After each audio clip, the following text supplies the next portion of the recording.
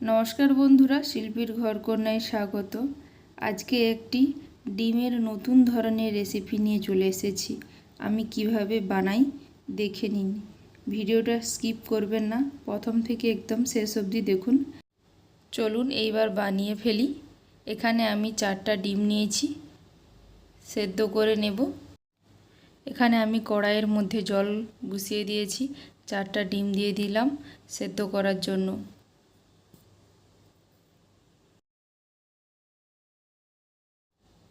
ডিম সেদ্ধ হয়ে গেছে। এইবার আমি একটি পাত্রের মধ্যে ঠান্ডা জল নিয়েছি, তার মধ্যে ডিমগুলোকে তুলে নেব। ঠান্ডা জলের মধ্যে ডিমগুলোকে তুলে নিলে তাহলে ডিমগুলোকে খুব সুন্দরভাবে ছাড়ানো যায়। আমার ছাড়ানো হয়ে গেছে। এইবার আমি হাতের মধ্যে নিয়ে ডিমগুলোকে হাফ করে নিচ্ছি। এইভাবে হাফ হাফ করে ডিমগুলোকে নিয়ে নেব সব। এখানে আমি একটি বড় সাইজের পেঁয়াজ কুচি করে নিয়েছি, একদম মিহি করে। একদম টমেটো একটি নিয়েছি, মিহি করে কুচিয়ে নিয়েছি। 3-4টে কাঁচা লঙ্কা, 1 চামচ আদা বাটা এবং 1.5 চামচ রসুন বাটা। ডিমের ওপর থেকে সামান্য পরিমাণ লবণ এবং সামান্য পরিমাণ হলুদ দিয়ে মাখিয়ে নিচ্ছি হালকা হাতে, যাতে ওপর থেকে কুসুমটা ছেড়ে না যায়। এইবার মাখানো হয়ে গেছে। আমি এখানে কড়াইয়ের মধ্যে তেল গরম করতে দিয়ে দিয়েছি। এইবার ডিমগুলোকে ভেজে নেব। ভাজার সময় কুসুমগুলোকে তেলের দিকে রাখতে হবে, ওপরের দিকে রাখলে কুসুমগুলো খুলে যাবে। যেগুলো আমার ওপরের দিকে হয়ে গেছে সেগুলো আমি খুন্তির মাধ্যমে উল্টিয়ে নেব।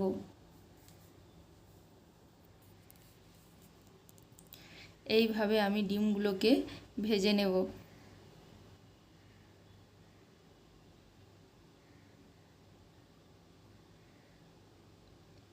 তবে এই ডিমের রেসিপিটা খেতে খুব অপূর্ব সুন্দর হয়। না খেলে বিশ্বাসই করবেন না যে এতটা সুন্দর হয়। এইবার আমার ভাজা হয়ে গেছে, আমি এই ডিমগুলোকে তুলে নিচ্ছি।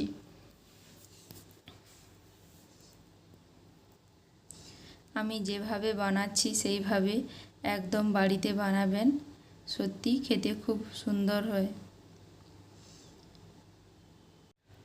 ডিম ভাজা তেলের মধ্যে আমি গরম মশলা থেতো করে দিয়ে দিয়েছি এবং জিরে দিয়ে দিলাম হাফ চামচ। এবার মিহি করে কুচিয়ে রাখা পেঁয়াজগুলোকে ভেজে নেব।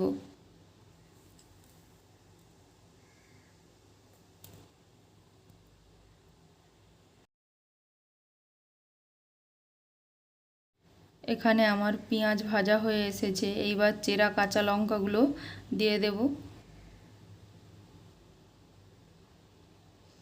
কাঁচা লঙ্কা ও পেঁয়াজ ভালো করে ভেজে নেব।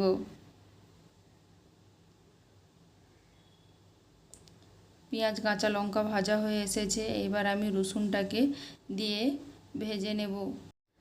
এখানে আপনাদেরকে একটা কথা বলি, মশলা কষানোর সময় কখনো হাই ফ্লেমে মশলা কষাবেন না, লো ফ্লেম বা মিডিয়াম ফ্লেমে মশলাটা কষাবেন। আপনারা যে পরিমাণ মশলাটা নেবেন সেই পরিমাণ অনুযায়ী মশলাটা কষাবেন। বেশি হাই ফ্লেমে মশলা কষানো হলে তাহলে মশলাটা পুড়ে যাবে। এখানে আমি আদা বাটা এবং টমেটো কুচি দিয়ে ভালো করে মশলাটা কষিয়ে নেব। ওপর থেকে সামান্য পরিমাণ লবণ দিয়ে দেব, যাতে টমেটোটা খুব সুন্দরভাবে গলে যায়। এখানে টমেটো এবং পেঁয়াজ মশলা যে ছিল আমার ভাজা হয়ে গেছে। ওপর থেকে আমি 2 চামচ লঙ্কার গুঁড়ো এবং হাফ চামচ হলুদ গুঁড়ো দিয়ে ভালো করে মশলাটাকে কষিয়ে নিলাম। এইবার ওপর থেকে একটু জল দিয়ে দিলাম, যাতে না মশলাটা নিচে লেগে যায় বা পুড়ে যায়। আমার এখানে মশলা কষানো হয়ে এসেছে।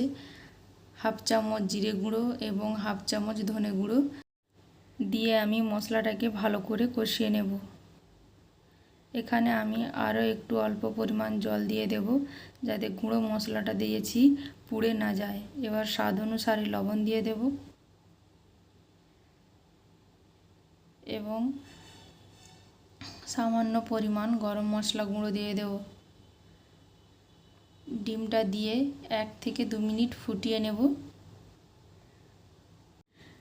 এইভাবে ডিমটা দেবেন।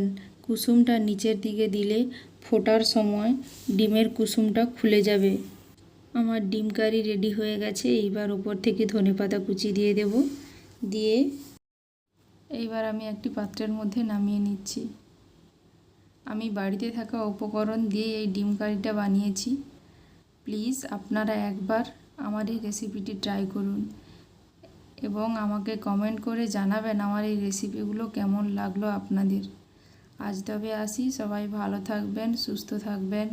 দেখা হবে আরও একটি নতুন ভিডিও বা রেসিপি নিয়ে।